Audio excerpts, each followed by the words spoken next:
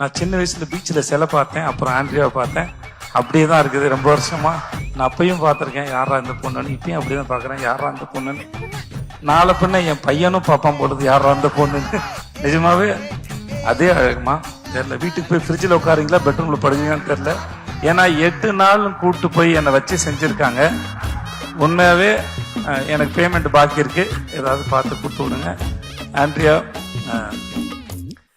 நான் சின்ன வயசுல பீச்சில் சிலை பார்த்தேன், அப்புறம் ஆண்ட்ரியாவை பார்த்தேன். அப்படியே தான் இருக்குது ரொம்ப வருஷமா.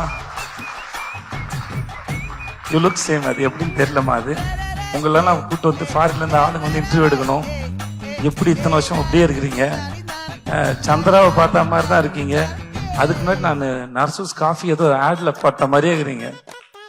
அதை ஒரு புடவை ஒன்று கட்டிக்கிட்டு அதே முன்னாடி இதே மாதிரி முடி இருக்கும். நான் அப்பயும் பார்த்துருக்கேன் யாரா இந்த பொண்ணுன்னு, இப்பயும் அப்படிதான் பார்க்குறேன் யாரா இந்த பொண்ணுன்னு. நாளை பின்ன என் பையனும் பாப்பான் போடுது யாரா இந்த பொண்ணுன்னு.